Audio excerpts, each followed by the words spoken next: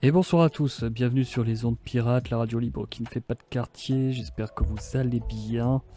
Ce soir ça va être un live posé, j'espère que vous serez quand même un certain nombre à participer à la libre antenne, parce que je vais avoir besoin de vous ce soir, puisque nous allons discuter culture. J'essaie de voir un peu avec vous ce que vous avez vu actuellement, est-ce que c'était bien, est-ce que c'était pas bien, pourquoi ce n'était pas bien.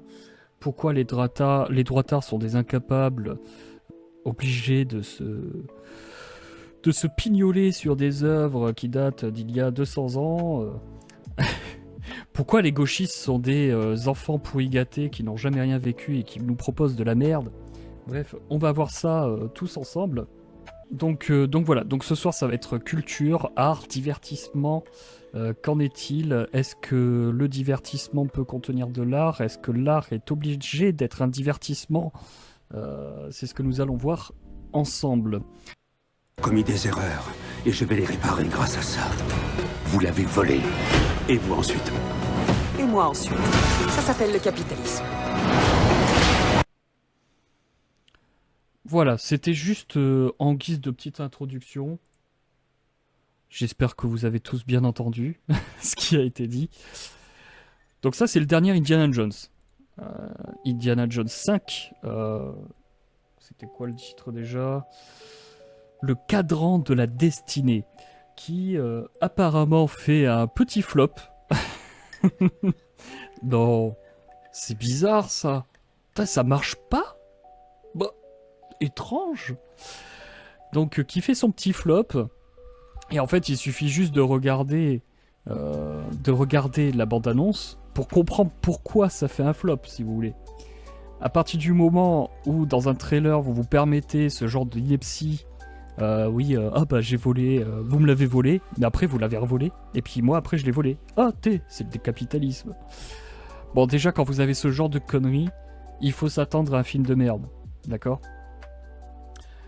Un bon film n'a pas besoin de... comment dire, un bon film n'a pas besoin de ce genre de stratagème putaclic, pour le coup, de stratagème pour attirer le chaland. Bah, ils ont pas besoin de ça. Les personnages ont l'air cool, la DA est cool, la photographie est cool, etc., etc. Donc, on a envie d'aller voir le film. Là, en fait, on vous force la main, entre guillemets, on vous force plutôt la psyché avec des messages comme ça, ultra gauchistes, oui, c'est le capitalisme, machin, plus il y a une femme forte, c'est elle qui va donner des leçons à Harrison Ford, vieillissant, le vieux croulant, de plus de 50 ans blanc. Catastrophe, ça se plante. Ça se plante comme tout le reste, hein. Comme tout le reste. Vous avez bien vu la Disney avec la Blanche-Neige. À mon avis, c'est pas un coup marketing, mais c'est une manière en fait de balancer la ligne, vous voyez, pour voir s'il y a des gens qui mordent à l'hameçon. D'accord? Le coup des 7 créatures au lieu des 7 nains, c'est exactement ça. Ça n'a pas fuité comme ça pour rien. Je suis convaincu, là je fais mon complotiste par contre, excusez-moi, je suis convaincu que Disney a laissé fuiter ces images pour voir les réactions. Comme ça ils s'attendent à ce que ça va faire un flop, encore pire que tous leurs autres films depuis 5-6 ans. Ils enchaînent les flops, Disney. Donc c'est vraiment pour voir un peu le truc. Est-ce qu'on fait vraiment des grosses campagnes marketing ou pas sur le film? À mon avis, ils vont plutôt choisir l'option ne rien faire et laisser couler le bateau. Voilà. Faut savoir d'ailleurs que Disney a... Disney a demandé à Marvel de limiter la quantité de production, de faire moins de films et moins de séries, et de limiter les budgets. J'avais dit quoi pour ceux qui me suivent depuis très longtemps? J'avais dit quoi? J'avais dit, de toute façon, vous verrez, la prochaine phase, Marvel, ça va être une catastrophe. Je vous l'avais dit. Ah mais c'est tout. C'est tout. Donc voilà, donc vous avez Disney qui met un peu le haut là à Marvel. Vous avez d'ailleurs Marvel qui fait des chiffres pas terribles, notamment avec Secret Invasion avec Samuel L. Jackson. Alors, je connais pas l'excuse qu'ils ont balancé Marvel pour justifier ça, mais il y a pas mal de gens qui étaient là, mais attendez. Il y a un putain de bordel là dans le monde, d'après la série. Où sont les Avengers? Où sont les Avengers? Et oui, bah oui les gars, on peut pas faire une série de tout en fait, et avec tout, et n'importe comment. Surtout pas quand il y a des super-héros qui doivent intervenir normalement. Et ouais, effectivement, mais vous avez pas les moyens d'intégrer des super-héros. Non, ce que vous pouvez faire... Voilà, moi personnellement, c'est une série quoi, en fait. C'est juste une série. Voilà. Donc vous avez Captain Marvel, la meuf surpuissante mais qui n'a absolument aucune construction de personnage. Donc du coup, bah, on s'en fout.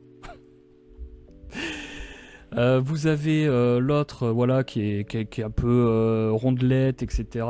Mais qui, pareil, en fait, c'est du féminisme un peu bateau.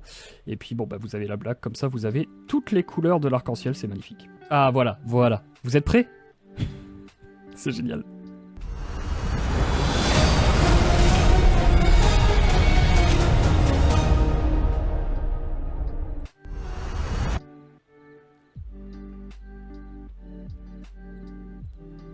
C'est d'un kitsch. Mais c'est d'un kitsch. C'est affreux, mais c'est dégueulasse. Sérieux, on dirait que c'est fait avec les filtres TikTok. Vous savez qu'on voit dans les compilations, enfin je me mate, je vais me remettre en facecam. Je me mate les compilations, vous savez, The French Dream, tous ces trucs-là. Parce que ça permet de se rassurer soi-même, de se dire, bon, ok, je suis un peu bof, mais ça va. Et on dirait vraiment ça, on dirait vraiment des filtres TikTok. Comment vous pouvez vous permettre de faire ça? Non, faut pas faire ça les gens.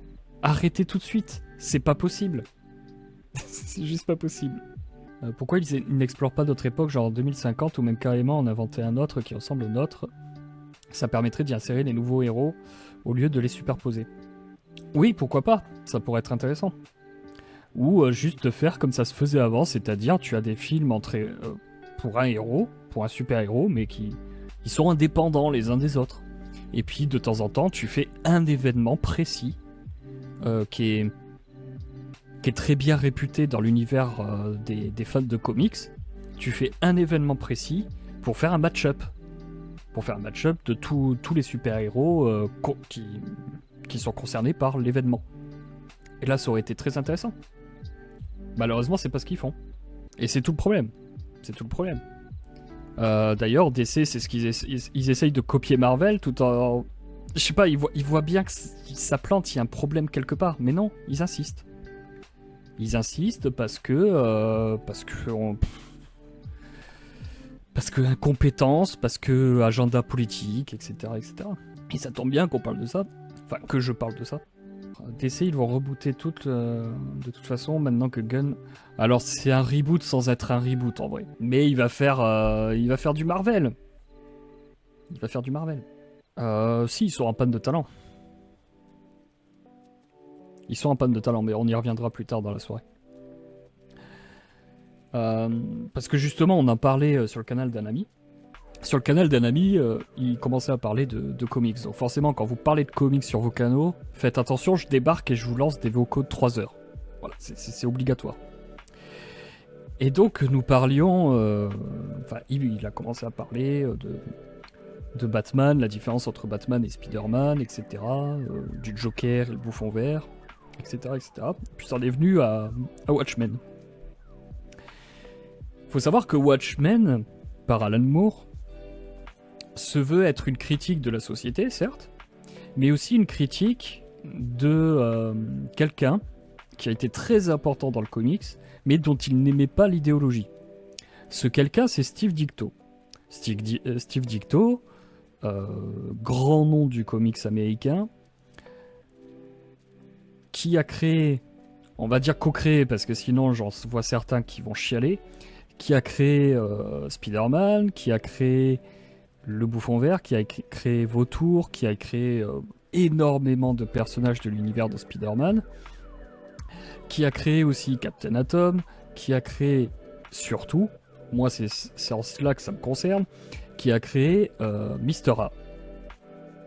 Mister A qui est en fait un héros randien objectiviste. Parce que lui-même était randien et objectiviste. Donc il avait créé Mister A et ensuite plus tard The Question. Il faut savoir que Watchmen, le personnage de Rorschach, c'est un pastiche, c'est une caricature de The Question. Donc de Steve Ditko, des idées de Steve Ditko. Et on le retrouve vraiment dedans, c'est-à-dire que Rorschach, c'est quelqu'un qui a le sens de l'éthique extrêmement ancré dans son code de valeurs. Il tient à la justice, il a un sens moral manichéen, voire même psychorigide. Et c'est ce qui donne son personnage toute sa saveur. Vous avez Dr Manhattan qui est en fait une copie de Captain Atom. Vous avez Ozymandias, on en parlait sur son canal, qui est en fait un utilitariste keynésien jusqu'au boutiste, tellement jusqu'au boutiste qu'il va vouloir tuer des millions de personnes pour leur montrer que c'est pas bien. Ce genre de choses. Donc vous aviez affaire à l'époque à Alan Moore, anarchiste de gauche, qui écrit une œuvre dont tout le monde... Je connais très peu de personnes, à vrai dire j'en connais pas personnellement, mais je sais que ça existe, mais ça doit se compter sur les doigts d'une main. Je connais très peu de personnes qui peuvent dire Watchmen, c'est nul. Les droitards aiment Watchmen. Soit pour le comédien, soit pour Ozymandias, soit pour Rorschach, soit pour Dr Manhattan, le Hibou 2, Spectre Soyeux 2, enfin n'importe quel des personnages peut être apprécié par n'importe qui. D'accord ? Parce qu'Alan Moore savait écrire. Il savait écrire les histoires, il savait écrire les personnages, et il connaissait ses adversaires. Il connaissait très bien l'idéologie de Steve Ditko, il connaissait les Randiens, il connaissait l'objectiviste, il connaissait les libertariens, et il les respectait un minimum, pour en faire quelque chose quand même de bien, de construit, et qui serve son propos. Aujourd'hui, vous avez quoi ? Aujourd'hui, vous avez Indiana Jones, où ça fait des blagues nulles, parce qu'ils se prennent au sérieux. Ils se prennent au sérieux, mais ils ne connaissent pas le capitalisme. Voilà ce que vous avez. Et c'est juste chiant. On pourrait avoir de super trucs, si on n'avait pas ça. Oui, c'est ça qui est relou. Snyder avait un peu réussi à déifier ses personnages, au moins au début. Oui.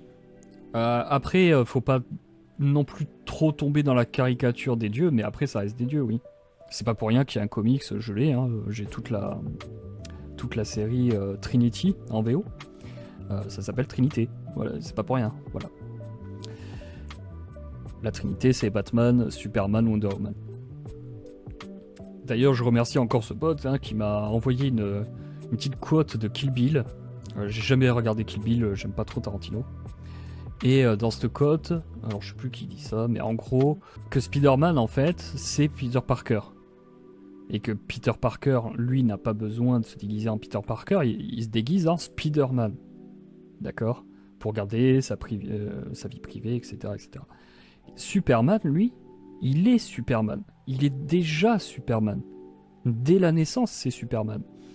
Quand il est dans le berceau, Clark Kent, Kal-El, plutôt Kal-El. Quand Kal-El est dans le berceau, il est enveloppé des vêtements de Superman, de ses futurs vêtements. Et ce qu'il va faire, en fait, c'est qu'il va se transformer en une version moins bonne de lui-même. Clark Kent. Qui est lâche, qui est timide, qui est maladroit, etc. Qui sait pas s'y prendre avec les femmes, etc., etc. Ce qu'on voit, c'est les tribulations d'un dieu au sein des hommes. Et c'est une façon de dire, c'est une critique, en fait, du monde des hommes. De montrer à quel point les hommes sont gauches, et sûrement aussi de gauche. Donc c'est très intéressant de le voir par ce prisme-là. Superman devient tout de suite très intéressant. Même si je suis fan de DC, Superman c'est moins ma came par rapport à Batman. Batman c'est le personnage le plus entre guillemets Marvel de DC. Même si bon, c'est pas tout à fait juste de dire ça, mais bon, vous avez compris. Il n'a jamais regardé Kill Bill. Bah non, je n'ai jamais regardé Kill Bill le guise. Peut-être d'ailleurs, je sais pas, mais voilà, ça sera mieux. Non, je n'ai jamais regardé Kill Bill, ça ne m'intéresse absolument pas. Après moi, de base, je ne suis pas branché comics, donc je connais que les trucs classiques dans les films. D'accord. C'est quoi la différence entre DC et Marvel, à part que Batman c'est DC? La grande différence entre DC et Marvel, c'est que Marvel, tu as des humains qui tentent de devenir des dieux. Dans DC, tu as des dieux qui tentent de devenir humains. Voilà. Ou alors, tu pourrais dire aussi, dans Marvel, ce sont des humains qui ont des problèmes de dieu. C'est-à-dire des problèmes pour... comment dire? Pour accepter leur pouvoir, pour accepter toutes les responsabilités qui vont avec, typiquement Spider-Man, hein, dans les films de Sam Raimi, même le film avec Andrew Garfield, où l'oncle lui dit ça, justement, que ça vient avec de la responsabilité. Donc c'est comment rester humain avec ses pouvoirs dignes de Dieu. Alors que chez DC, c'est pas ça. Chez DC, c'est réussir à protéger l'humanité, réussir à protéger des idées, des valeurs, de grandes valeurs. Ça va être plutôt ça. Et ensuite, c'est comment réussir à avoir quand même une vie humaine afin de quand même s'intégrer dans le monde dans lequel on vit, pour mieux connaître les humains, pour pouvoir mieux les protéger, etc. etc. Voilà. C'est ça la grande différence, si on veut caricaturer un peu, la grande différence entre DC et Marvel. Même si c'est pas tout à fait vrai. Hein. Parce que vous avez des personnages chez DC qui sont des humains, qui ont eu une mutation génétique ou que sais-je, et puis bon ils ont des pouvoirs quoi, mais à la base ce sont des humains. Voilà, donc c'est ce que j'avais un peu à dire sur le sujet. Parce que le problème là actuellement, c'est qu'on a des... Que ce soit dans le comics, mais on le retrouve un peu partout. On a des gens qui ne savent juste plus écrire, qui viennent dans l'art par subversion, par esprit de communauté, de compétition politique, plus que par volonté de créer, plus que par le fait de vouloir partager leur talent. Ils n'en ont aucun. Ils n'en ont strictement aucun talent. Leurs dessins sont généralement médiocres ou alors tout à fait classiques. Il n'y a rien qui va vous exploser à la gueule en termes de qualité et en termes d'originalité. Il n'y a absolument rien. Et, que ce soit comics ou film ou autre, tout est la même bouillasse sans intérêt. Parce qu'en fait, ces gens n'ont rien vécu. Ils n'ont rien vécu parce qu'ils pensent déjà avoir tout vécu. Et ça, vous le verrez là sur le prochain réel que je vais partager sur Insta, sur Barbie. Je vous démonte Barbie en 1 minute 30. En même temps, qui pourrait tenir plus longtemps avec Margot Robbie? J'ai envie de dire, c'est compliqué. Oh putain. Je vais me faire cancel par Twitch pour misogynie, vous allez voir. En gros, vous avez des gens qui pensent que par le simple fait de votre naissance, le fait que vous soyez né en tant que personne opprimée, alors vous ne méritez... non, c'est pas que vous méritez pas, c'est que vous méritez de base qu'on vous place sur un piédestal. Vous n'avez absolument aucune preuve à démontrer que vous avez du talent, que vous êtes une personne bien, que vous... etc. etc. Non, il n'y a rien à faire. Vous êtes une femme. Voilà, c'est tout. Vous êtes une femme. Et en plus, si tu cumules, vous êtes une femme obèse et lesbienne, alors là c'est bon, vous avez gagné. Vous n'avez strictement rien à faire. Mais comment voulez-vous, du coup, avoir des personnages intéressants, puisqu'ils n'ont pas besoin de se construire? Ils n'ont pas besoin de se construire, puisque c'est déjà fait. Ils sont déjà auréolés de gloire. Façon Captain Marvel. Mais il n'y a pas besoin. Donc je disais, il y a pas besoin d'avoir une construction de personnages, pas besoin d'épreuves, pas besoin de grandes quêtes pour comment dire, pour exploiter toute son individualité, pour exploiter ses talents, pour grandir, pour faire l'expérience du monde, l'expérience de soi-même. Il n'y a pas besoin de tout ça. Absolument pas besoin. Vous êtes déjà des héros par votre caractère arbitraire de victime. Pas besoin. Vous voyez un peu la connerie que c'est? Alors on va se mettre en bureauté. Vas-y psychodélique, je te défonce et comme ça après tu me partages et comme ça je gagne des abos. Ouais, c'est ça, ouais. non, mais je suis sûr qu'il troll. C'est sûr et certain qu'il troll. Vous regardez la bande-annonce et direct, dès la bande-annonce, vous avez Ken qui est devant un médecin, femme, et qui lui dit comme quoi il veut voir un docteur. Et la femme lui dit, bah vous en avez une en face de vous. Oui mais non, un homme. Il n'y a pas plus féministe que ça, quoi. Je sais pas ce que tu veux, mec. Un crossover Barbie Oppenheimer. Bah, en même temps, Margot Robbie aurait toute sa place chez Oppenheimer. C'est une véritable bombe. Sinon, tu penses que ce serait possible un équivalent Disney en France? Les premiers, ils s'inspirent de contes. C'est pas comme si on manque d'histoire chez nous. Surtout qu'en animation, on n'est pas éclaté en plus, même si c'est plus dessin animé pour enfants. Bah oui. C'est quelque chose auquel je pense. Non seulement j'y pense, mais j'y travaille en fait. Tu as des livres comme ça, Contes de Gascogne. Putain, il faut que j'achète la suite. Vous avez des livres comme ça, Contes, récits et légendes des pays de France. Et avec ça, il y a largement de quoi faire. Alors je vais pas vous raconter l'histoire sur les histoires sur lesquelles je suis en train de travailler. Mais en gros, vous prenez un conte et puis vous le transposez aujourd'hui dans un climat peut-être un peu science-fiction ou thriller ou peu importe. Et puis vous regardez l'essentiel de ces histoires. Le monstre, comment, je sais pas moi, comment les laveuses décèdent, comment tel fantôme est décédé, pourquoi il revient, ce genre de truc, mais vous le remettez dans un contexte plus actuel. Ça marcherait très bien. Mais pourquoi on le fait pas? Le seul qui a voulu faire quelque chose de réellement plus grand, c'est Besson.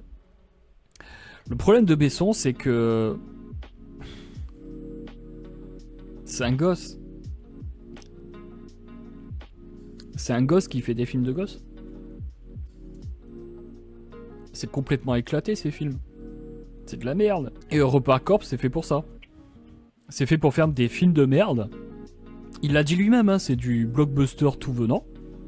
Comme ça fait du chiffre. Et puis après, on peut faire des films d'auteur. Mais le problème, c'est que à la fois ces films blockbuster et ces films d'auteur sont à chier. Donc du coup,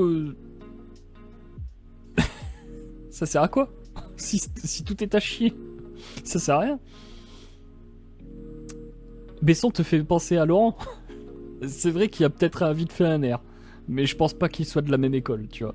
Donc oui, je confirme, je suis d'accord avec toi. D'ailleurs, en animation, on n'est vraiment pas mauvais. Bah, tu regardes Last Man, tu regardes Arcane Riot Games, argent venant de Riot Games, mais c'est un studio parisien qui a fait le film d'animation d'Arcane. Et Arcane est génialissime.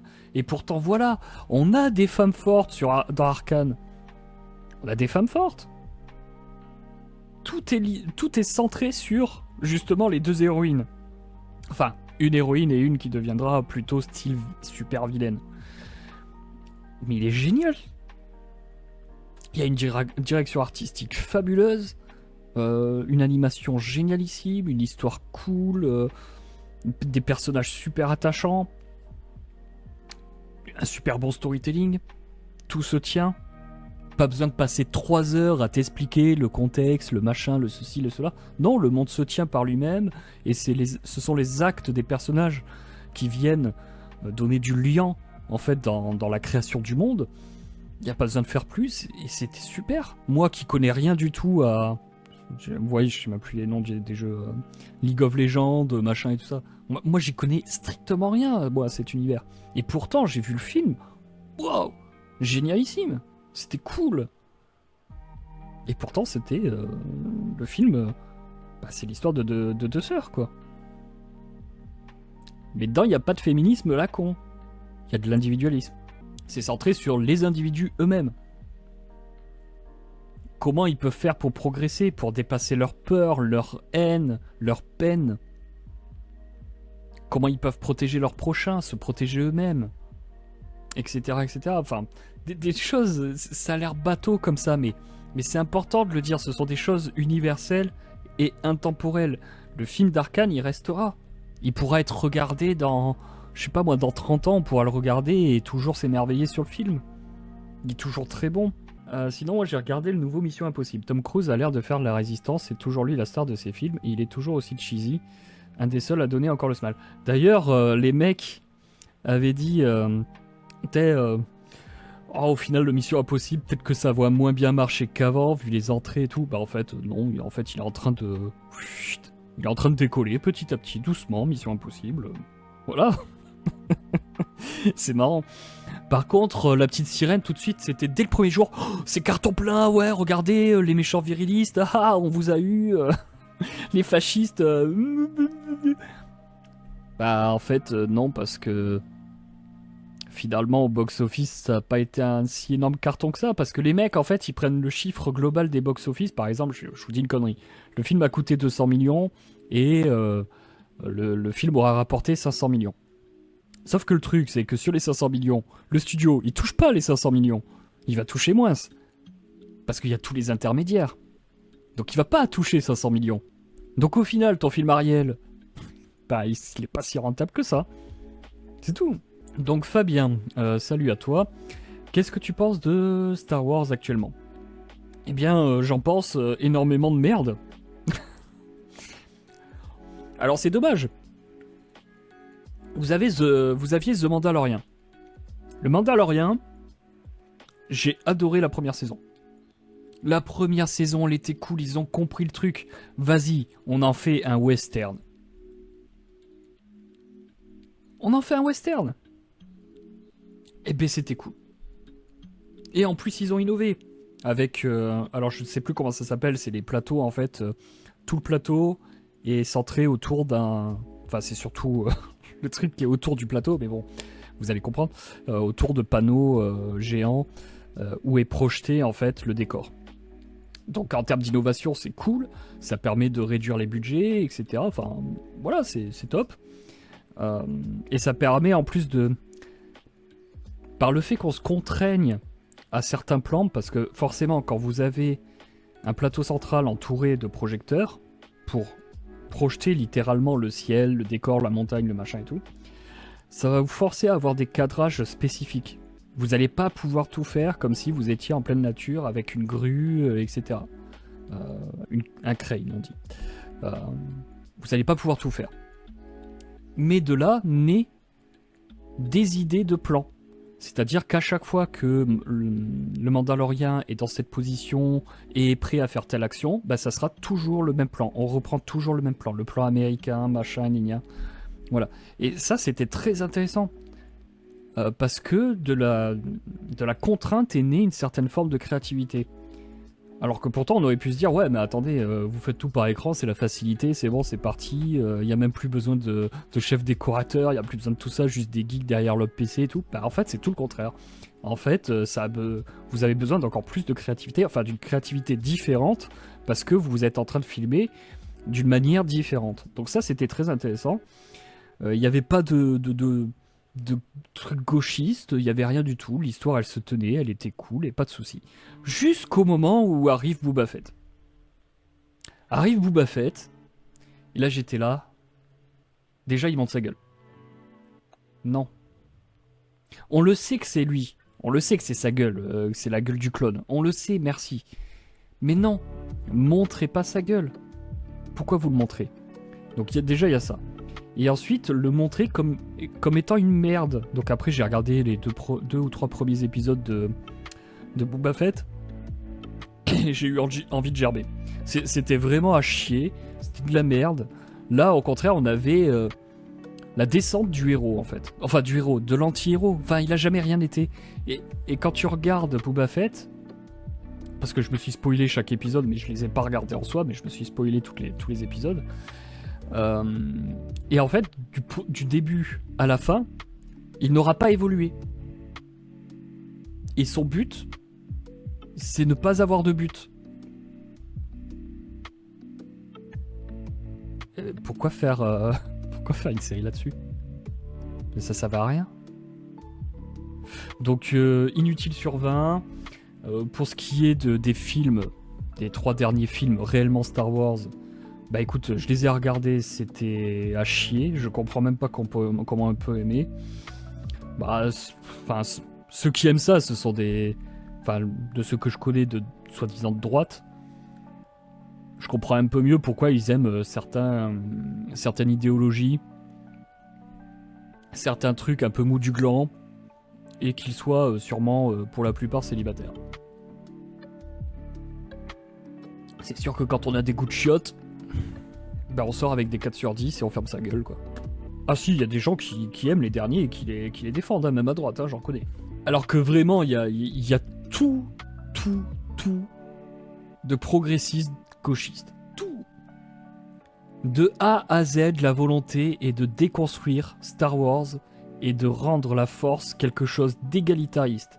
Depuis le premier. Depuis le 7. Le 7, c'est ça, c'est cette volonté-là. Et en plus de ça, vous retrouvez la même chose qu'avec Captain Marvel, c'est-à-dire que Rey, c'est une femme. Et ça suffit. C'est une femme oppressée, donc ça suffit pour faire d'elle une héroïne. Point barre. Point barre. Elle n'a pas besoin de s'entraîner des heures, elle n'a pas besoin d'échouer. Rien. Non. C'est une femme, donc héroïne. Point.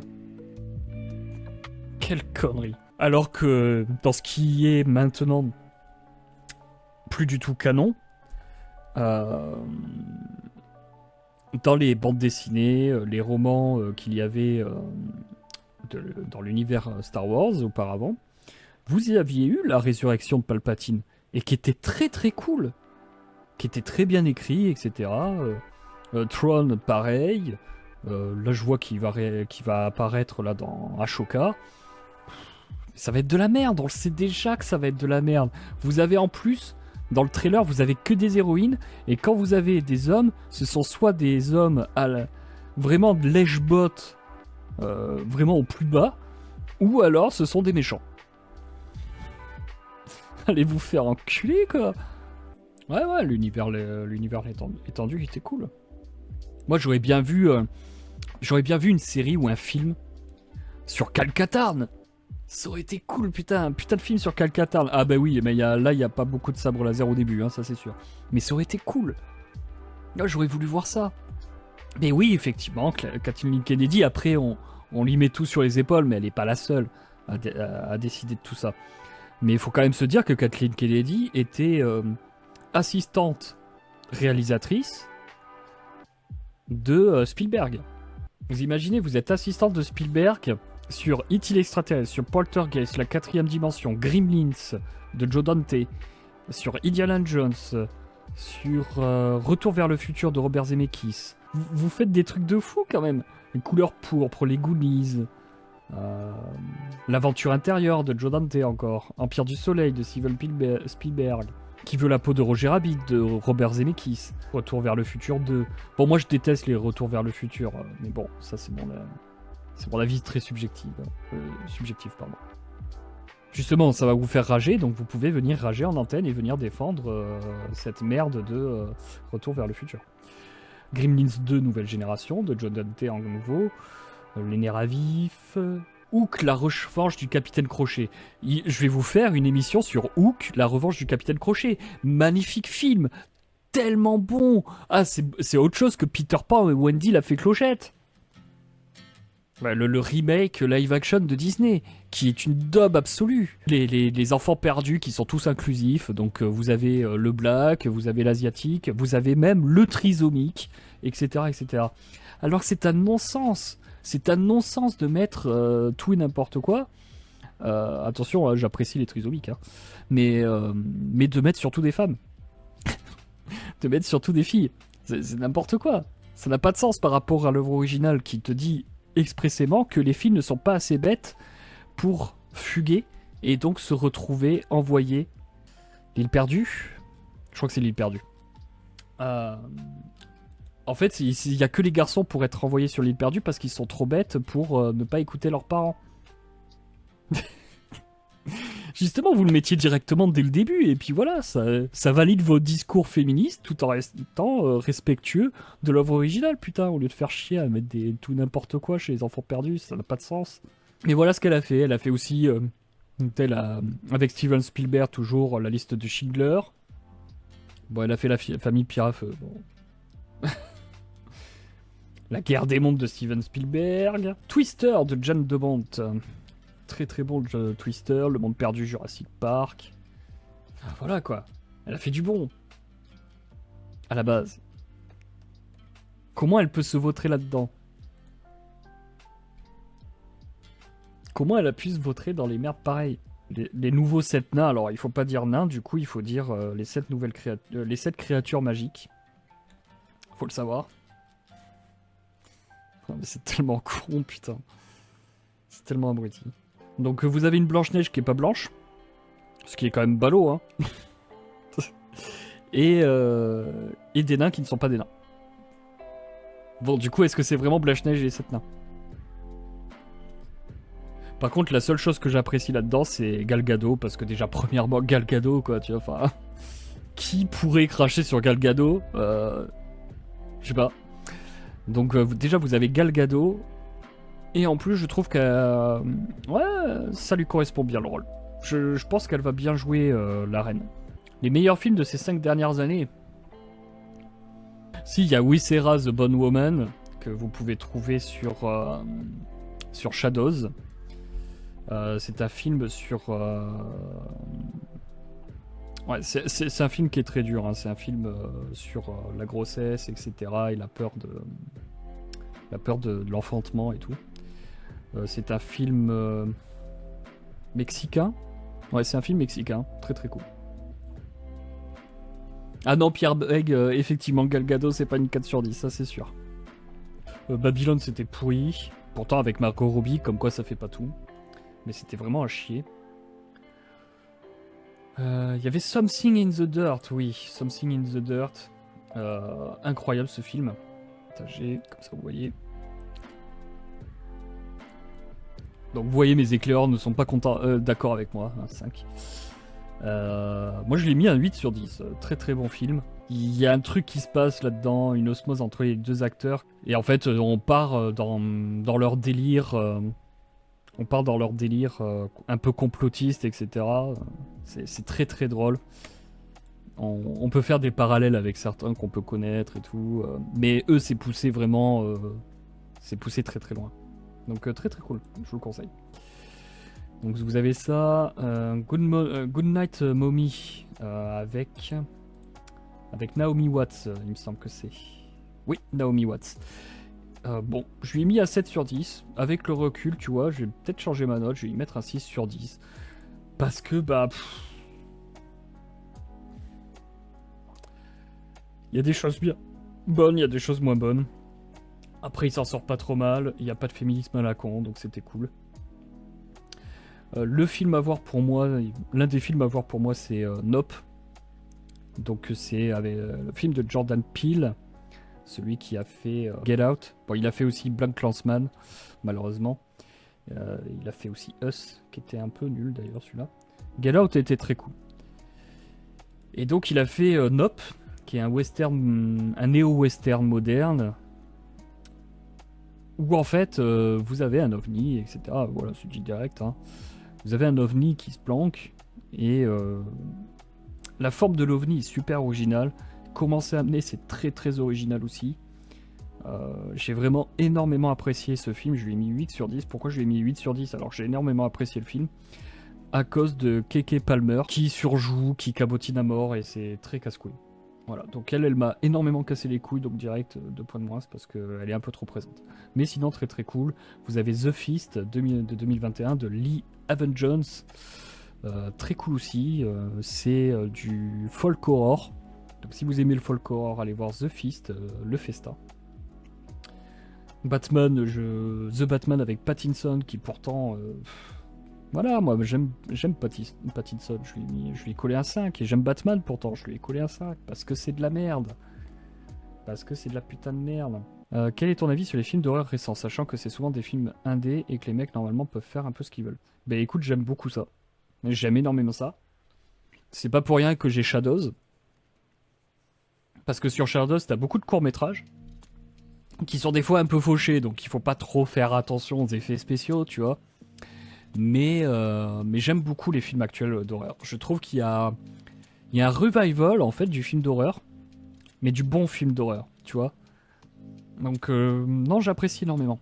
À part Candyman, le reboot de Candyman qui était dégueulasse. Mais sinon, très très cool. Vraiment très très cool. Ah, t'as Shadows aussi, Pierre. Bon, bah voilà. Tu es un homme de goût. Les courts-métrages sont exceptionnels. Ils sont exceptionnels. Il y en a un là sur justement un phare. Et il y a des lumières, etc. Bref, je vais pas vous spoiler pour ceux qui veulent aller le voir. Mais c'était canon. Ça dure pas longtemps. En plus, je crois que c'est 5 minutes le court-métrage. Faudrait appeler ça un micro-métrage, tu vois, limite. Donc n'hésitez pas, prenez Shadows, ça coûte pas cher, je crois que c'est 4,99€.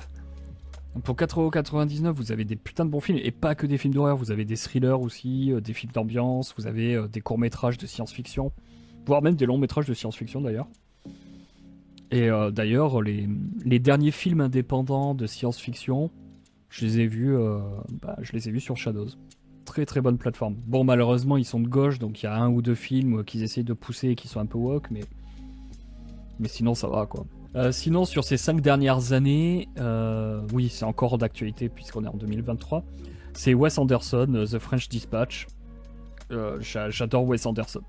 C'est pour moi l'un des plus grands réalisateurs de ces dernières années, clairement. Il a un côté très Frenchy que je surkiffe. Le type il s'amuse énormément dans ce qu'il produit. J'adore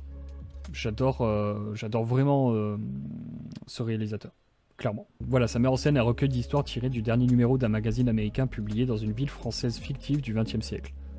Voilà, là vous sentez le truc ultra intellectualisant, quoi. Mais c'est un régal, c'est un tel régal pour les yeux. Franchement, c'est magique. Bah attendez, je vais vous mettre... En plus, il y a ce connard d'acteur français que j'aime pas, Timothée Chalamet. Faut tout pour faire un monde, hein, comme on dit. Hop.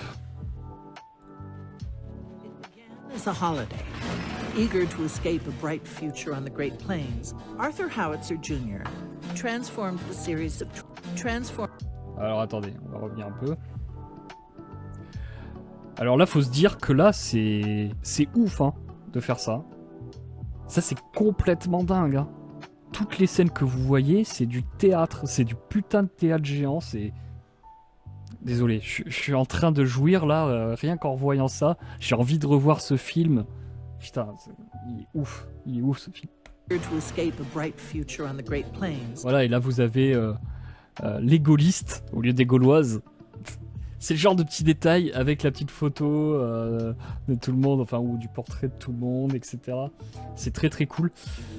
Et donc vous voyez, vous avez le barman qui va remonter justement son plateau et qui va le remonter tout le long comme ça, tac tac. On va le voir monter ici pour aller vers The French Dispatch au 5e étage, mais en même temps ça bouge partout. Là vous avez le SDF, vous avez la dame là qui nettoie ses fleurs, vous avez le monsieur qui nettoie par terre, etc. Bref, c'est vivant. Il y a vraiment tout le cadre, toute la composition qui est vivante, ça bouge, ça vibre, et on a envie de s'attarder sur le moindre petit détail. Tout est réfléchi. Vous voyez, vous avez la toute petite lumière ici, etc. Enfin, c'est plein de petites choses qui font que c'est pas là pour rien en fait. C'est pas innocent. Vous comprenez ? C'est pas juste pour vous en mettre plein la gueule. Non, c'est pas ça. Sir Jr. transformed the series of travelogue columns into the French Dispatch, a factual weekly report on the subjects of world politics, the arts, high and low, and diverse stories of human interest. You don't think it's almost too seedy this time? No, I don't. For decent people. It's supposed to be charming. He assembled a team of the best expatriate journalists of his time: Berenson, Sazerac, Kremens, Roebuck Wright. These were his people. Just try to make it sound like you wrote it that way on purpose. Ça c'est beau quoi. Ça c'est beau. Pour un photographe comme moi, enfin, si vous aimez la photographie par exemple, vous allez aimer The French Dispatch et tout le travail de toute façon en général de Wes Anderson. Vous allez kiffer Wes Anderson. Si vous aimez l'image. Tu aimes la photo de Sam Mendes. Ah, la photographie de Sam Mendes. Oui. Enfin, qui pourrait cracher en fait sur la photographie de Sam Mendes. Enfin, c'est impossible en fait. Ce n'est pas possible. Clairement. Après, j'ai pas encore vu Empire of Light. Faudrait que je le regarde. Mais je l'ai pas encore vu. Donc ça, je peux pas dire. Mais sur ces autres films, oui. Donc, MC. Alors, MC. Moi, en termes de trucs au niveau pour parler, moi, mon truc, c'est plutôt la musique. Même si j'aime bien un peu le cinéma et même si j'ai un peu du mal à voir beaucoup de films, parce que je trouve que ça me prend beaucoup d'énergie mentale, quoi.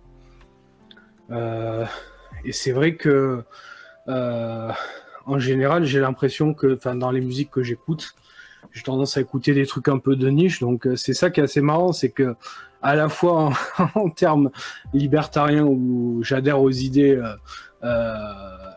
c'est vrai que on va dire, je suis pas pour les subventions, mais à la fois, des fois, je me dis peut-être certains, on va dire, artistes ne vivraient pas sans ça. Donc, c'est assez marrant, même si je sais que c'est complètement con de se dire faudrait maintenir ça comme ça et que c'est juste le public qui devrait payer en fait pour un truc dont il a envie en fait. Bah c'est surtout ça. C'est surtout Oui, ça. Et au final, les artistes un peu plus de niche et un peu plus indépendants pourraient très bien en vivre si on avait un autre système de rémunération. C'est peut-être aussi le système de rémunération qui est pas bien pensé. Tu vois ce que je veux dire ? C'est ça. Ouais, non, mais ça, je suis d'accord. C'est ça. Bon, après, moi, je te dis, je suis plutôt orienté en termes de musique métal extrême, tu vois. Mm-hmm. Ce qui est clairement un milieu de gauchiste. Hein. Oui. C'est ça, il faut pas le. Je me souviens d'une série qui avait été faite, une web série qui avait été faite avec plein de groupes de métal français, qui s'appelait Mad Marks. D'accord. Et j'ai même pas regardé, hein, c'est juste que j'ai vu Mad Marks et je me suis dit, c'était justement à l'époque où je commençais à devenir un peu plus libertarien, où justement ce genre de truc commençait à me débecter à mort. Et du coup je me suis dit, ah non, je peux pas regarder ça, quoi. Mais après, outre ça, en termes des fois de certains trucs de gauchistes en France, j'aime bien, je sais pas si tu connais Bertrand Mandico. Ça me dit rien. Bertrand Mandico, alors c'est un turbo-gauchiste, hein. C'est vraiment un wok comme pas possible. Il avait fait un film qui s'appelle Les Garçons Sauvages. Ah oui, ok, je vois, oui. Ouais, c'est bon. Alors, très très cool. C'est assez poseur comme film, mais vraiment, j'avais trouvé ça énorme comme film. Même si, voilà, il y a clairement, on sent le côté wok. On sent le côté wok jusqu'au bout des pieds, quoi. Ça, puis bon, bah, c'est quand même un peu beaucoup de la branlette intellectuelle, quoi, Bertrand Mandico. Parce que j'avais vu, ça, c'est. j'avais je suis vu un truc d'accord. autour de lui où il montait, je sais plus si c'était un clip ou un court-métrage, je sais plus. Mais t'es là, waouh! Ah, t'avais vraiment toute la caricature de l'artiste français martyr, tu vois. Mais genre vraiment tout, la totale. Ah, j'étais là, ah oui, quand même. Bah, heureusement qu'il vit de subvention, le mec, hein, parce que je sais pas comment il arriverait à se faire payer. Ouais. Et puis je pense alors bon, il y a pas mal de ces films qui m'ont été, on va dire, soufflés par un gars comme Antoine Goya, donc Anna Génocide, même si j'ai pas mal décroché de ce gars depuis un moment. Je Mais regardais au notamment, début, ouais. je pense à un film comme merde, comment ça s'appelle déjà Un grand voyage vers la nuit. Je sais pas si tu connais. Ça me dit rien. Un grand voyage vers la nuit, qui est un film chinois, mais avec une photographie mais à tomber par terre. C'est une poésie, ce film. Enfin, le réalisateur à la base est plutôt un poète qu'un gars qui a fait du cinéma. Et notamment, la particularité de ce gars, c'est que notamment déjà rien que sur son premier film qui avait coûté que $3000, dans son premier film, il avait mis quand même un plan séquence de 45 minutes, quoi. Ah oui. Et c'est puis bon. je trouve globalement que les Chinois sont en train de mettre des billes dans leur cinéma, parce qu'il y a le côté soft power, j'ai l'impression. Et du coup, il y a ça, il y a aussi, je sais pas si tu vois, An Elephant Sitting Still. C'est un film sur un quartier chinois qui va être détruit, qui est ultra pauvre. Et en fait, c'est un film choral en fait. Bon, par contre, la particularité de ce film, c'est qu'il peut être un peu indigeste dans le sens où il fait 4 heures, quoi. Mais C'est pas grave, ça. ouais, non, mais pour quelqu'un Non, qui... mais je te dis, j'ai dû regarder au moins 16 ou 17 fois, je sais plus, j'ai plus compté. La trilogie Seigneur des Anneaux version longue, tu vois. Donc, bon, D'accord. ça me Non, mais dérange la pas, partie- tu vois. La particularité de ce film, c'est que son réalisateur, après le montage, il s'est suicidé. C'est son seul film. C'est un peu con. De quoi? C'est un peu con quand même de se suicider après son premier Ouais. film. Ouais, il s'est dit, c'est bon, c'est bon, clair. j'ai fait ce que j'avais à faire. Adieu. C'est clairement con, mais ce que je me dis, c'est que ça colle avec l'ambiance du film qui est ultra dépressive. T'as un quartier, on va dire, qui pue la mort, quoi. Ah non, je sais ce que c'est que ça pue, des trucs qui puent la mort. Un rat qui chie dans ton salon. Ça pue. ça pue, mon gars. Maintenant, je peux sentir tout ce que tu veux. Voilà. Maintenant que j'ai senti la chiasse de rat en train de crever, je peux vous dire, y a pas de souci. Après, je suis pas trop film chinois, ça m'a. À moins qu'ils aient vraiment évolué, tu vois, mais. Après, il faudrait que je m'y mette. Je me suis fait tous les classiques japonais. Je suis complètement amoureux des films japonais. Pas des films modernes, hein, des films plus anciens, d'avant les années 80. J'aime beaucoup les films japonais. Je commence vraiment à apprécier les films coréens aussi. Faut dire. L'Asie, en fait, est en train de se réveiller, en fait, et c'est assez magnifique, quoi. Parce que c'est simple, en fait, toutes les semaines, je me dis, il faut au moins que je regarde 2 ou 3 films dans ma liste des films que je dois voir sur Sens Critique. Voilà. Et comme ça, j'essaye de... Voilà. Adam, tu peux nous donner ton avis culture sur le roman que vient d'écrire Pierre? Alors, je vais lire son roman. Après pour avoir été musicien, c'est affecté par la gauche, et si tu n'as pas les mêmes idées, bah tu as des dates que tu peux pas faire. On te fait une réputation pour boycotter tes dates. Les gros studios sont tenus par des turbo-gauchos, voire des francs-maçons. C'est assez complexe comme milieu, encore plus métal, où ça a une mauvaise image aussi. Chose encore plus bizarre quand on voit que plein de clichés sont acceptés. Drapeau sudiste par exemple. Désolé pour le pavé. Non, t'excuses pas du pavé, y a pas de souci. Oui, c'est compliqué, mais en même temps, ça je le dis souvent, mais les droitards n'ont pas fait le boulot. C'est-à-dire que le droitard se rêve en romancier ultra célèbre.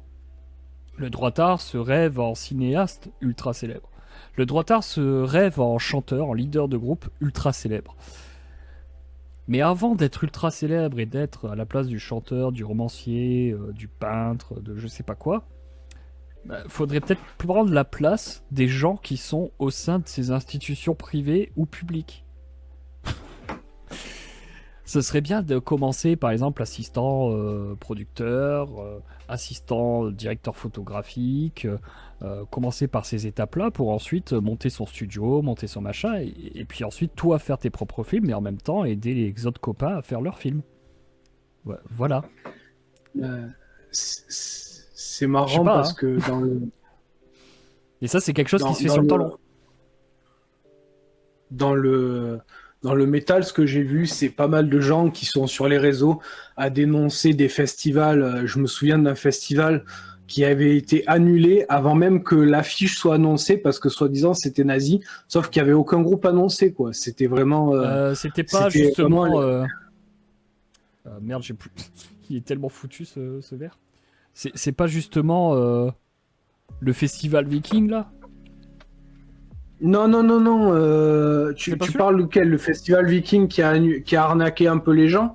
Je sais pas si tu parles de celui-là, le Ragnarok. Ouais, le Non, c'est Ragnarok pas ça, Festival, hein. ouais. Non, c'est pas- Ouais, mais alors celui-là, les gars étaient des arnaqueurs, c'est-à-dire que c'est des gars qui sont partis avec la caisse et tout. Non, je parle d'un autre festival, je me souviens D'accord. plus si c'est. Je crois que c'était le Secan Fest ou un truc comme ça, où c'était à Montbéliard et il y avait encore aucun groupe annoncé. Et en fait, juste parce que un gars avait parlé à je ne sais quel groupe ou un truc comme ça, enfin, c'était nazi, quoi. Non mais c'est Alors et Pierre franchement. Beg te demande, il y avait le gars de Peste Noire, non? Ah non, il n'y avait pas le gars de Peste Noire. En fait, je crois que Il y c'était avait pas parce Famine. que non, il n'y avait pas Famine. Je crois que c'était parce qu'il y avait Forgotten Tomb. Bah vas-y, viens Lilian, viens intervenir. Bon, Ça bah, fait plaisir.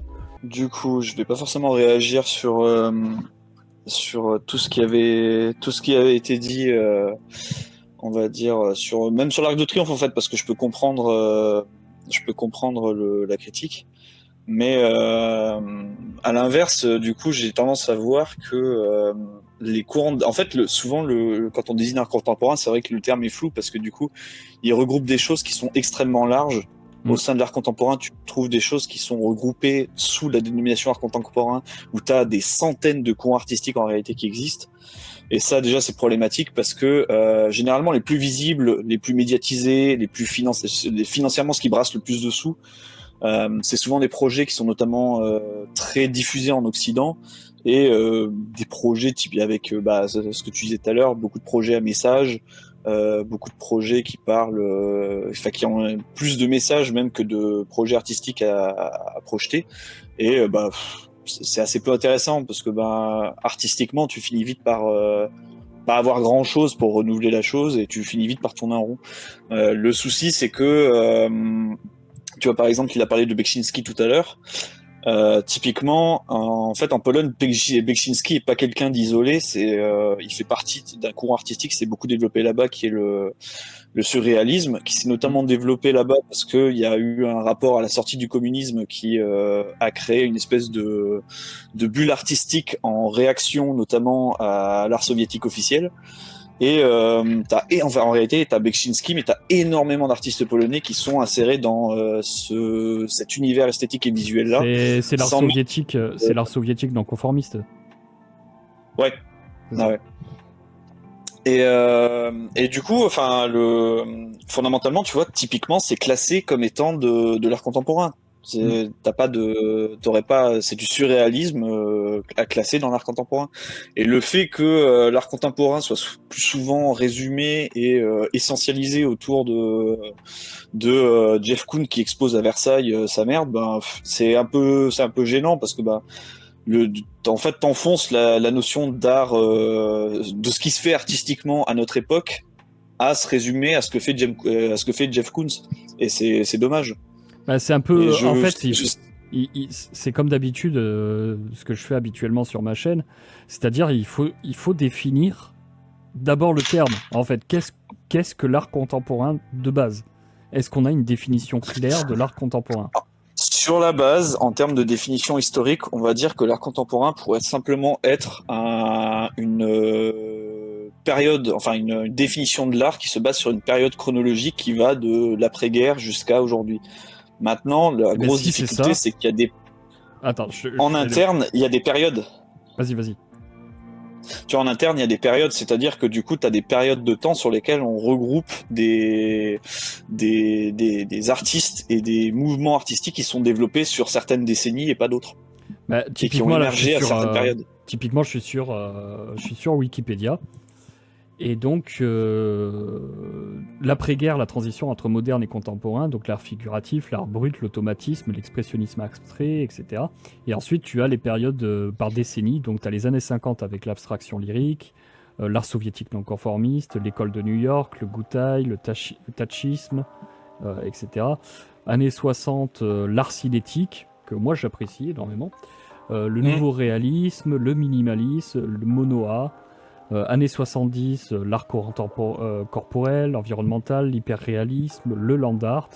Les années 80, vous allez avoir culture jamming, la scène démo, le néo-géol. Je sais même pas ce que c'est le néo-géol, c'est quoi ce truc? Il y a beaucoup trop de dénominations. Néo-géométrique, ça c'est n'importe quoi. Et là pour 2010, vous avez le cyber art par exemple, le body action painting. Body action painting, déjà tu sais en fait de quoi il est question, tu vois. Oui, non mais oui. La résilience, etc. Mais en fait, j'ai l'impression que quand même dans l'art contemporain, dans ce qu'on va appeler l'art contemporain, déjà le problème c'est que ça a défini une période de temps. Déjà c'est un problème en soi. Ouais. Parce que du coup, si c'est dans, je sais pas, 300 ans, on pourra plus se dire de ces écoles-là, tu vois. Non, mais pour l'instant, tu vois, par exemple, c'est une notion floue parce qu'en plus, c'est vraiment une notion récente. Et le fait est que l'art contemporain, tu vois, c'est un peu comme en histoire, de façon tout court.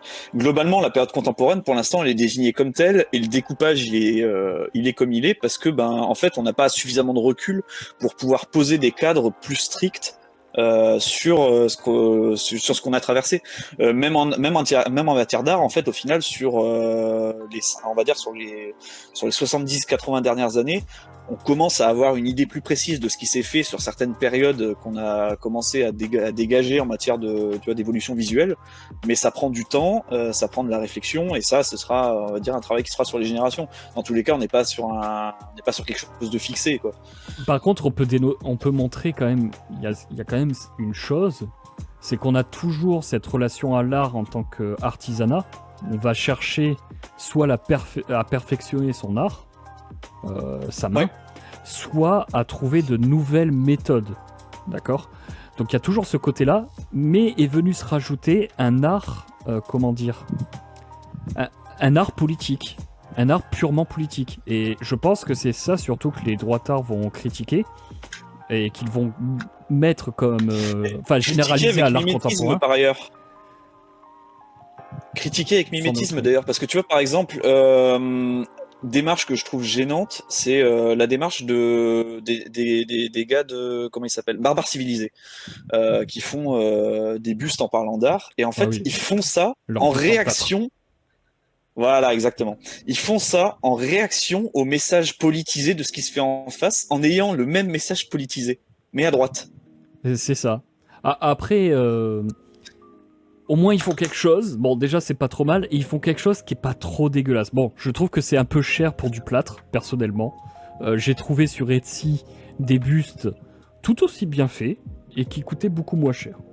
Mais bon, après c'est logique de marché. En fait, avec il y a une demande. Les gens achètent à ce prix-là, tant mieux pour eux.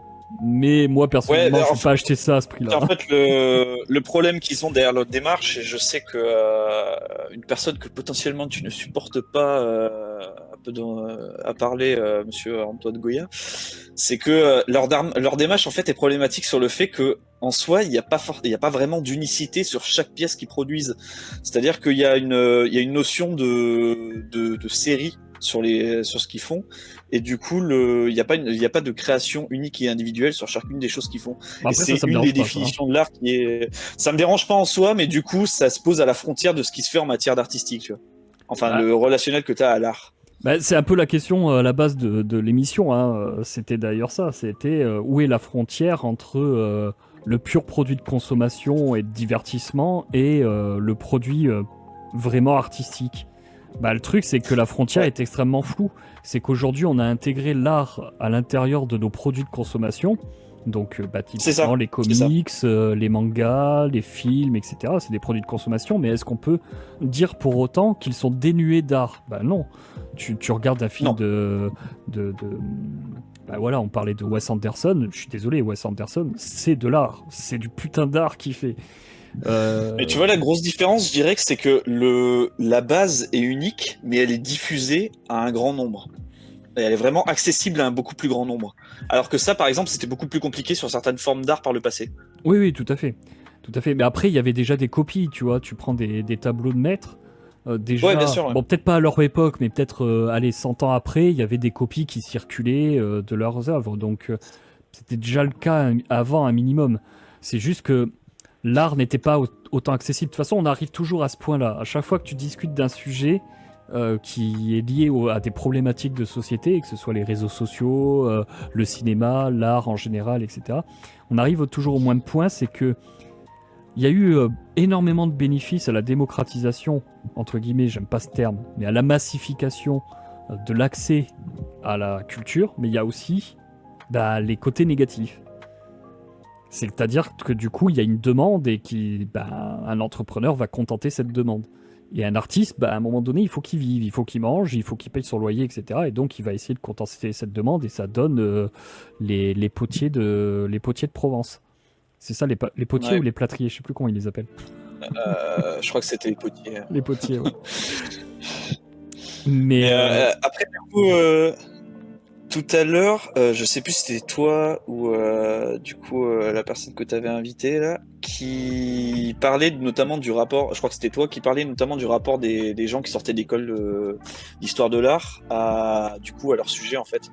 Et j'ai l'impression que du coup il y a un espèce de décalage qui s'est fait entre les gens qui sortent d'école en histoire de l'art et les gens qui sortent d'école d'art, et notamment par rapport à en fait le nombre d'amis en fait que j'ai qui sont sortis d'école d'art, qui fondamentalement font beaucoup plus de choses intéressantes d'après moi que des personnes qui sont passées par on va dire des cursus liés à l'histoire de l'art plus directement, et qui se sont très vite arrimés à ce qui se fait de plus détestable en matière d'art contemporain, notamment sur le vraiment très très récent. alors, je précise, Et, j'ai fait 6 mois d'histoire de l'art pour faire archéo et tout, tu vois. C'était juste pour ça, tu vois. Je me considère pas comme artiste. Et la plupart dans ma promo, il y avait aucun artiste. Enfin, les mecs, ils se dédiaient à des boulots dans la conservation de documents, dans l'archéologie, dans ce genre de choses.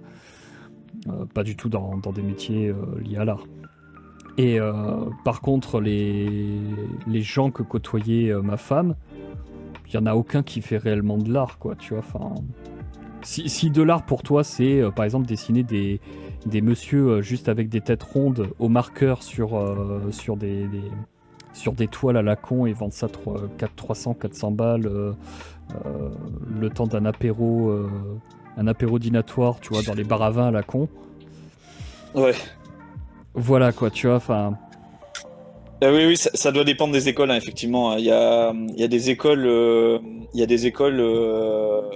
même de la part d'amis que je connais du coup plutôt bien qui sont de la région nantaise, qui font des trucs très sympathiques en matière d'art, de mon point de vue, notamment en peinture, et qui du coup m'ont montré notamment quelques petites choses faites par d'autres collègues alors d'autres écoles, mais j'ai pas forcément les noms en tête, où c'était assez minimaliste, assez pauvre, et où tu sentais que c'était très très peu inspiré en matière de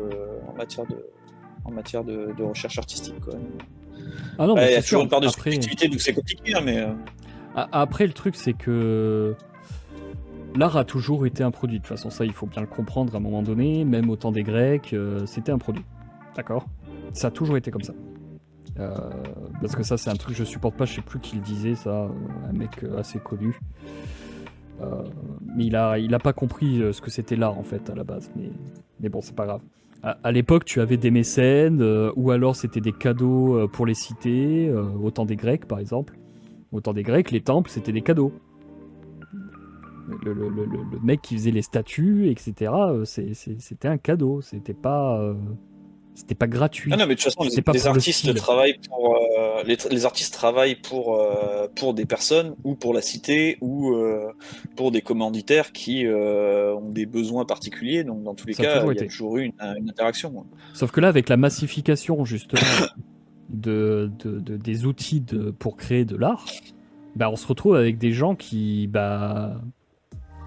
n'ont pas de commande, n'ont rien du tout, mais il faut quand même non, c'est pas une obligation, ils pourraient très bien trouver un travail normal. Mais le salopard, tu sais. mais du coup, ils vont te pondre des merdes qui vont foutre sur Instagram. Mais voyant que ça ne fonctionne pas, qu'est-ce qui fonctionne pour buzzer sur Instagram ou sur autre chose? Bah, c'est quoi? Ça va être le politique, ça va être le militantisme. Donc on va intégrer le message, chose qu'ils ont apprise en plus à la fac d'art payée par vos impôts. Ils vont intégrer un message politique, un message militant, parce que le message va primer sur leur talent artistique et ça donne de la merde. Il y a un exemple typique sur Instagram qui traîne par rapport à ça, c'est le collectif, je crois que ça s'appelle les Dissociés ou un truc comme ça. Et en fait, c'est des droitards qui ont créé ça. Et en fait, ils font un espèce de regroupement qui s'appelle regroupement d'artistes de la tradition, de la droite, de la réaction, tout ça. J'ai des amis qui sont dedans. J'ai des amis qui sont dedans, qui sont vraiment un travail Ah, les prohibés, merci. Voilà, c'est ça. Les prohibés ici, on n'aime pas trop, hein, je te le dis. Je n'aime pas du tout. En fait, j'ai des collègues qui sont dedans parce que ça leur fait de la notoriété, de la visibilité. Et du coup, qui en profitent pour essayer de récupérer un peu de gens, d'autant qu'ils font un travail de qualité, donc pour moi... Mais qui viennent chez Repossession, bordel de merde, je cherche des illustrateurs et tout. Putain, moi j'en ai du boulot à leur donner. Et tu regardes les 3/4 des trucs là-dedans et c'est terriblement gênant parce qu'il y a une espèce de discours un peu... Et puis c'est nul, quoi. Attends, quand tu as la énième gravure de Fleur de Lys, quoi.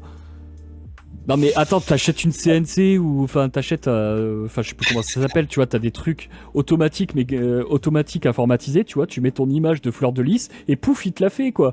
Qu'est-ce que tu vas te faire chier à vendre ça, je sais pas combien, tout ça parce que madame l'a fait à la main alors que c'est dégueulasse et personne va l'acheter de toute manière. Putain, qu'est-ce que vous nous emmerdez avec ça?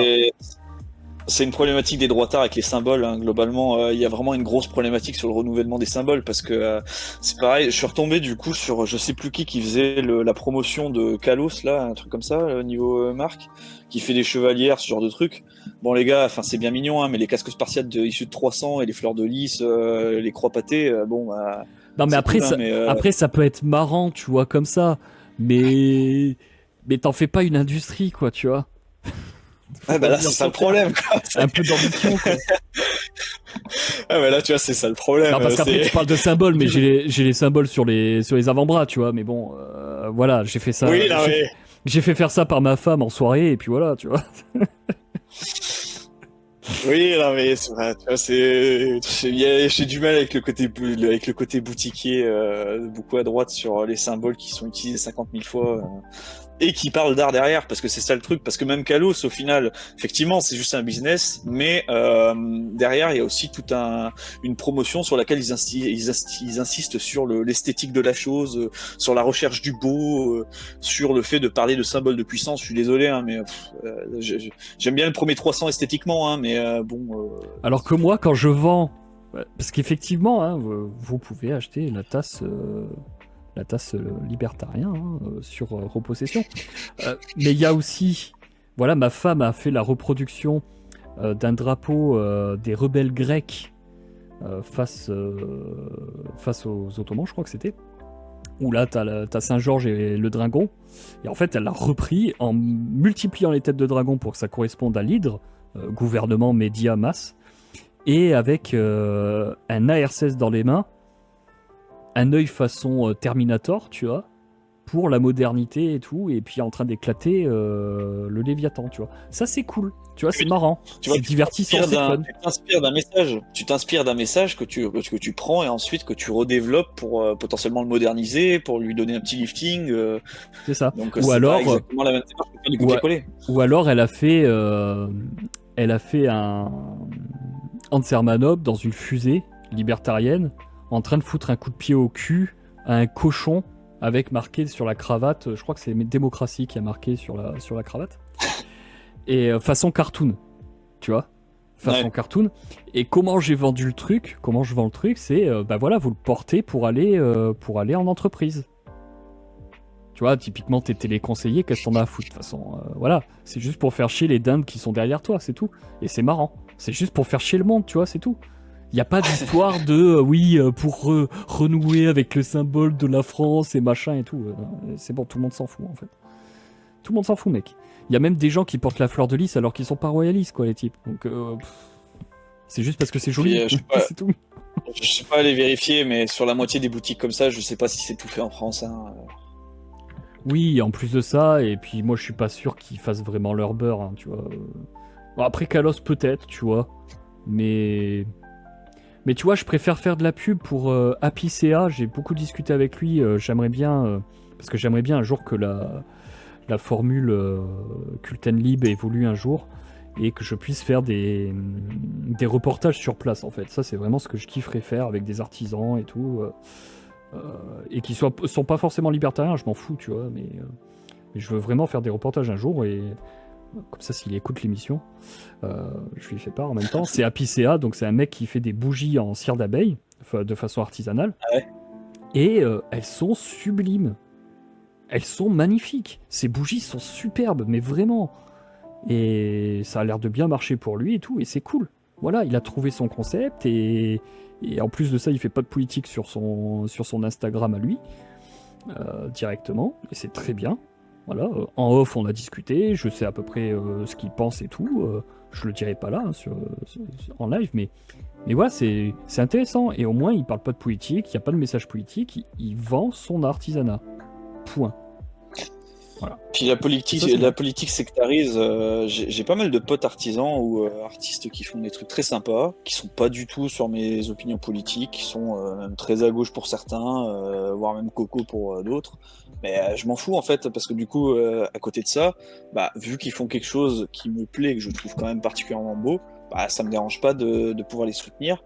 Au-delà du fait qu'ils soient politiquement à gauche, moi je m'en fous, c'est pas. Enfin, je veux après, j'ai un peu de mal avec ça, moi, perso. Je vais pas me bloquer par rapport à ça, tu vois. Bah, non, enfin, c'est pas que je pourrais pas acheter un truc de gauchiste, parce que en soi, bon, bah, je l'ai déjà fait, tu vois, typiquement. Les deux BD Cuckoo Lane, et il me tarde d'avoir le troisième. Typiquement, cette BD-là, le mec, c'est un gauchiste. C'est un mec de gauche, il est breton. Non, en vrai... non, en vrai, j'ai regardé son Instagram, son Facebook, il est de gauche, d'accord, mais c'est une gauche, c'est la gauche classique, quoi, tu vois, c'est la gauche bretonne, quoi, tu vois, c'est pas non plus. Non, mais tu vois, si la personne me dit que si je lui achète tel truc, elle va s'en servir pour fournir les thunes pour une association de migrants. Bon, je vais réfléchir à deux fois avant de le faire. J'espère quand même. Question de conviction personnelle, tu vois. Mais juste parce que la personne a des opinions politiques, je vais pas me braquer sur le fait de. Non, après, c'est surtout. En fait, ce que je voulais dire, c'est que si je connais pas la personne, mais qu'elle fait du bon travail, encore une fois, comme cette BD, j'espère que vous avez été l'acheter, hein. Achetez-la, cette BD, sérieusement, elle est excellente. Si vous voulez Et franchement, surtout les droitards qui sont tout le temps là en train de sortir les violons et de faire de la branlette sur les traditions, le scepticisme, etc. Oui, en attendant, vous branlez rien. En attendant, c'est les gauchistes qui font ça. D'accord ? C'est les gauchistes qui défendent leurs ancêtres, leurs machins, enfin tout ce que tu veux, hein, le paganisme et tout ça. Alors ils défendent pas forcément le paganisme dedans, tu vois, mais ils défendent une tradition, quoi, là-dedans. Et donc là, je suis prêt à l'acheter. Par contre, moi, ce que j'ai du mal, c'est de rester ami avec des gauchistes. Ça, j'y arrive pas. J'y arrive pas personnellement, c'est pas possible. J'ai vraiment du mal. Et j'arrive pas à faire l'hypocrite, tu vois. Typiquement, voilà, j'ai un pote, bon bah, il a je le sens, tu vois, qu'il est soit de gauche, centre-gauche ou macroniste. Je le sens à 3 km. Pourtant, ça fait des années qu'on se connaît, mais j'ai de plus en plus de mal à faire l'hypocrite et à me dire, bon bah, il faut pas que je parle de ça, il faut pas que je parle de ça, il faut pas que je parle de ça. Mais du coup, je parle de quoi ? Je vais pas parler des trucs dont on parlait il y a des années, jeux vidéo et tout, tu vois. Enfin, à un moment donné, j'ai 32 ans, je fais autre chose que des jeux vidéo, quoi, tu vois. Donc c'est vrai, c'est compliqué, quoi. Moi, j'ai vraiment du mal. Hein. J'ai vraiment du mal. Hein. Ça dépend de comment t'abordes la chose, ça dépend des amis, etc. Tu vois, typiquement, il y a des gens avec qui j'ai dû rompre plus ou moins contact, m'éloigner et éviter des sujets parce que ils sont très à gauche, mais surtout ils sont d'une gauche très très militante, ce qui fait que en fait ils sont dans une posture où eux-mêmes vont aussi se braquer assez rapidement si tu évoques certains sujets. Parce qu'ils veulent pas fondamentalement discuter. Quand tu es dans une logique militante, de toute façon, généralement, ou que tu as gardé une logique militante, tu veux pas discuter avec vraiment un bord complètement opposé avec qui tu ne veux pas avoir de contact. Et je sais que un pote récent que du coup je connais bien, tu vois, il est vraiment coco, très très à gauche, d'ailleurs pas démocrate du coup, mais le fait est que il connaît parfaitement mes opinions politiques, il sait d'où je viens, etc. Mais ça n'a pas empêché, tu vois, d'avoir un dialogue, tout bêtement parce que sur la base de fond, il n'est pas militant non plus. Et du coup, comme dans les deux cas, on n'est pas dans une démarche militante, comme même on a même été assez dégoûtés par la démarche militante tous les deux. Lui, à part les militants de gauche, moi, plutôt à droite avec la F. Du coup, tu peux discuter facilement avec lui, tranquillement, poliment, même de trucs plus ou moins tendus. Et en fait, personne va jamais s'énerver. Mais tu vois, en fait, après, t'es obligé de faire ça avec des exemples individuels. Et tu peux pas te dire, les gens de gauche, de manière générale, tu vas pouvoir systématiquement discuter avec. C'est pas vrai, t'en as plein qui sont sectaires. Mais tu vois, au final, sur d'autres sujets, je vais pouvoir tout le temps m'embrouiller avec des mecs de droite parce que y a des thématiques sur lesquelles ils sont insupportables aussi. Ah oui, Donc, oui. Bah, tu parles de ça à un libertarien. Hein. Typiquement, un libertarien, il s'engueule avec les gens de gauche et de droite. Hein. Oui, mais évidemment, oui, tu vois, c'est... Mais bon, c'est vrai que c'est compliqué. Là, on a beaucoup divergé, on est parti assez loin. Est-ce que tu aurais des exemples comme ça d'artistes dits entre guillemets contemporains qui feraient des trucs sympas? Alors j'ai des artistes contemporains. Typiquement, un Italien un peu barge. Qui est très très amusant, qui a un compte Instagram du coup, qui s'appelle Paolo Girardi. Et en fait, ce mec-là, c'est un espèce d'énorme gros muscu chauve. Enfin, tu vois, c'est un énorme gros muscu chauve. D'accord. Qui vit dans sa campagne et qui fait des œuvres complètement gigantesques. Très. Si t'es sur le live en même temps. Ouais, c'est ça. Ok. Et du coup, il fait énormément de choses comme ça. Il a un univers très barré, très gore, cependant. Le mec qui est derrière le compte est complètement barjot. Tu regardes la moitié de ses photos, il poste, tu vois des photos de lui avec une tête de psychopathe sur son Instagram. Au milieu des photos, c'est assez drôle. Je sais plus comment il s'appelle. Moi, je suis un artiste qui justement fait du travail anatomique réaliste pour le coup. Enfin, Ouais. réaliste dans comment dire, dans les textures, la peau, les couleurs, les teintes, etc. Mais en même temps, il y a toujours des déformations. Tu vois, ça va être des chimères, ça va être des trucs comme ça, mais c'est un travail vraiment sur le muscle. Ce que donnerait le muscle si on rajoutait par exemple 4 membres à un mec ultra musclé, tu vois. Voilà. Et c'est très intéressant. C'est vraiment un travail sur le corps et tout, et c'est superbe. Vraiment superbe. Et lui, je peux te dire que le type, il peut te pondre des trucs vraiment ultra réalistes. Vraiment les trucs sur lesquels les droitards se pignoleraient, tu vois, il te le fait en 2 secondes, quoi, tu vois ça.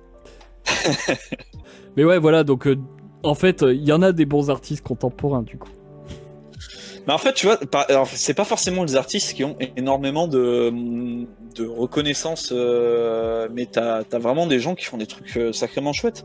Mais comme toujours, le problème, c'est qu'on part des fois du principe qu'un artiste, tu vois, un artiste qui va faire la réputation d'une période artistique, doit forcément être connu au moment où au moment où il interagit, où il a des œuvres dans la période artistique donnée, alors que c'est pas le cas. T'as une bonne partie des artistes de période antérieure qui vivaient dans la merde, qui étaient financièrement instables et qui étaient, je veux dire, c'était la grosse dèche, quoi. Et pour une bonne moitié d'artistes qui sont aujourd'hui des artistes réputés.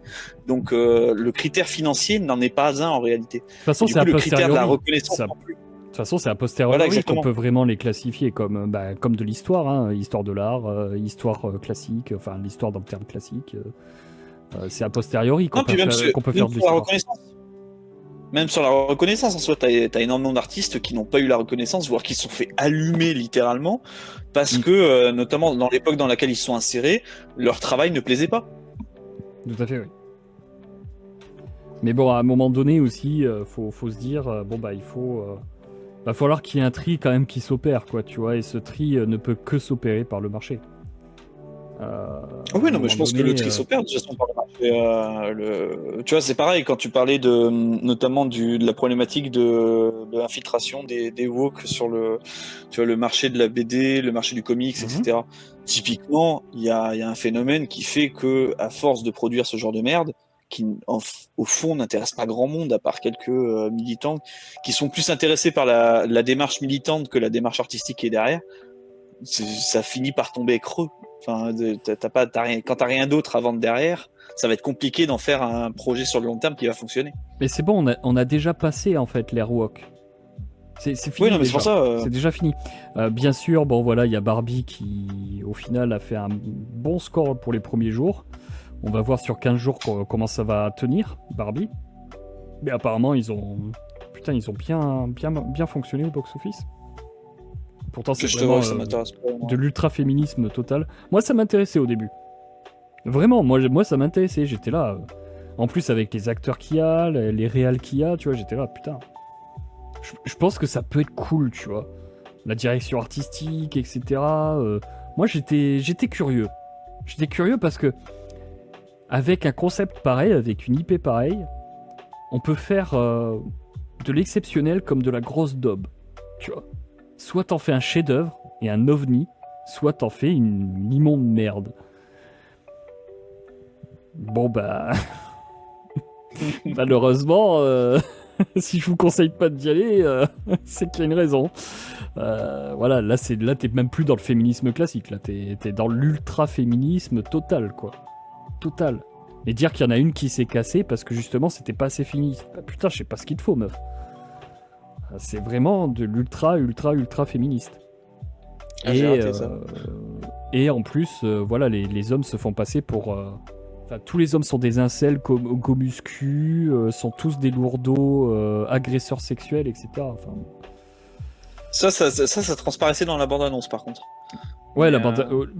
Voilà, la bande-annonce, elle est très bien pour ça. Tu te bases là-dessus et c'est bon, t'as tout compris. Tu vois, typiquement Mattel, c'est que des hommes.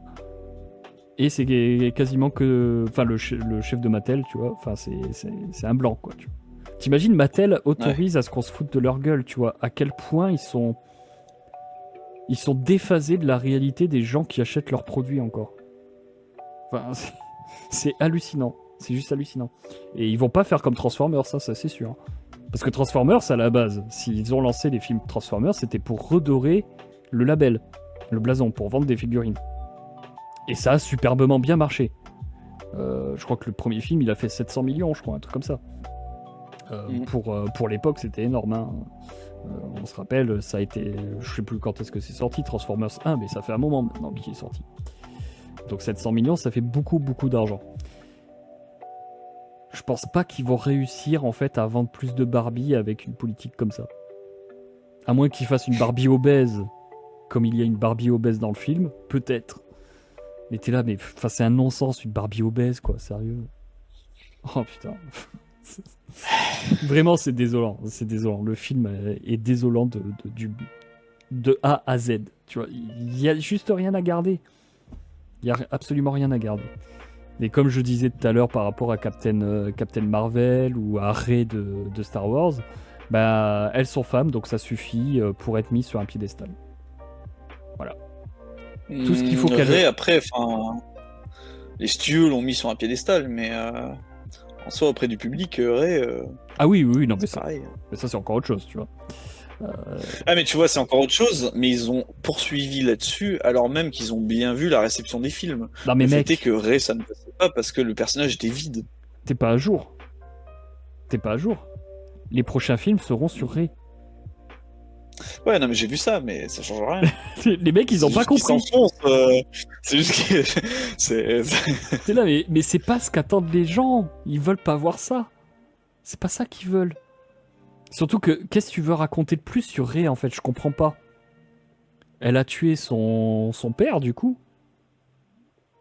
Puisque c'est une Palpatine. Elle a tué son père. Non, moi, je décide d'être une Skywalker. Non, je suis une Skywalker. T'es là... Non, en fait, ça se décide pas, meuf. C'est pas comme ça que ça marche.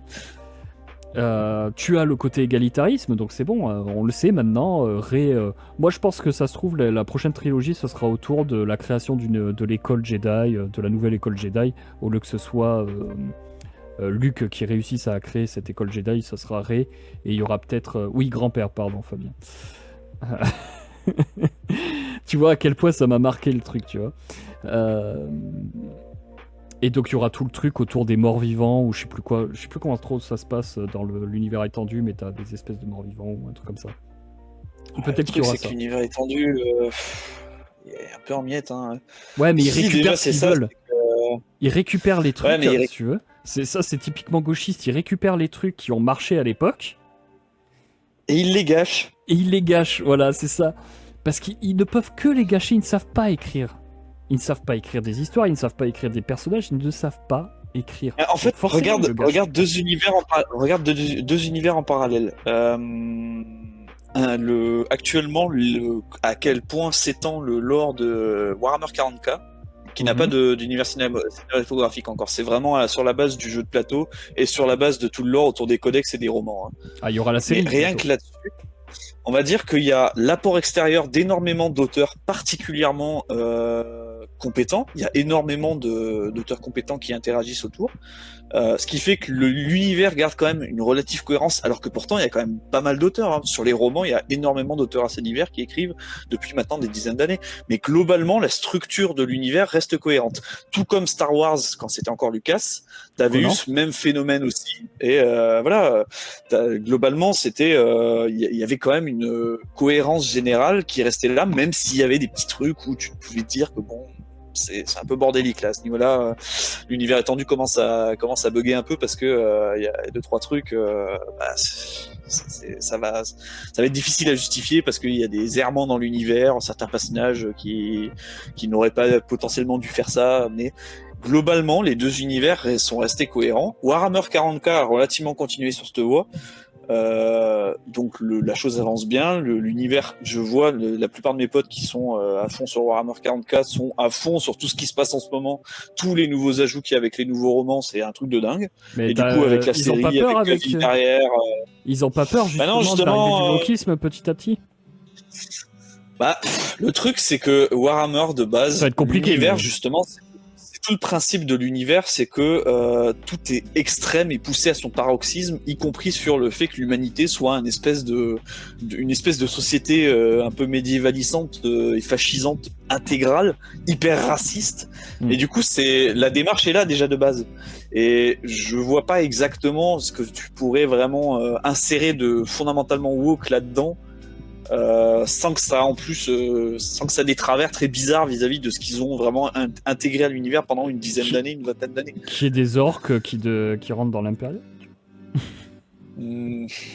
Ça serait une grosse pirouette, tu vois. C'est ce que je veux te dire, c'est que ce serait compliqué à produire actuellement. Question inclusivité, tu vois.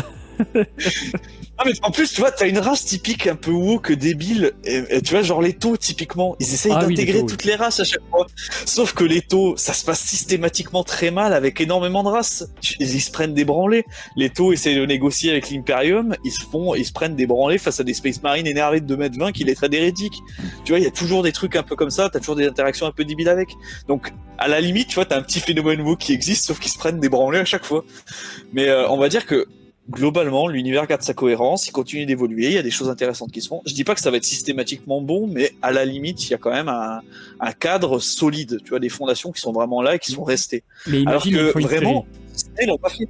Imagine, ils Bah, font la série, la série, je sais pas comment ça va se passer. C'est un peu ça qui m'inquiète. Maintenant, il y a des choses qui sont moins inquiétantes, genre le fait que Cavill soit un petit peu autour et que le type soit une espèce de nerd à moitié. Ouais, mais ils vont le taré sur virer. sujet, tu vois. Ils vont le virer ou ils vont le pousser à la démission comme sur Witcher. Ouais. Oui. Après, The Witcher était mauvais depuis le début, donc la série vraiment, c'est un cauchemar. C'était. Moi, je trouve pas. J'avoue que j'ai vu des, franchement, je comprends j'ai vu pas des pourquoi. amis. Ah mais attends, j'ai vu des amis me défendre Mordicus la saison 1 par exemple, en disant que ça allait, que c'était pas trop mal. Moi j'ai passé un sale moment quoi, c'est vraiment... D'autant que pour The Witcher, j'ai typiquement vu la série polonaise de l'époque avec les peu d'effets spéciaux qu'ils avaient, les bouquins à côté et les jeux vidéo, et du coup quand je suis arrivé sur la série Netflix, bah non quoi. Parce que globalement, même la série polonaise respectait un peu les personnages que tu avais de décrits par rapport au bouquin et ressemblait aux personnages des jeux aussi. Du coup, la série Netflix, vraiment, c'est tu te prenais des grosses claques dans la gueule par rapport à tes personnages, quoi. Et puis, bah, sans le fait que les événements n'étaient pas respectés non plus de A à Z, quoi. Donc, ça partait très vite, très mal. Moi, après, je l'ai pas regardé parce que je savais très bien à quoi m'attendre, donc j'ai pas voulu me l'infliger, tu vois. Mais je me suis infligé la série Amazon basée soi-disant sur Tolkien. Voilà. Et Non, attends. 1 minute de silence, s'il te plaît.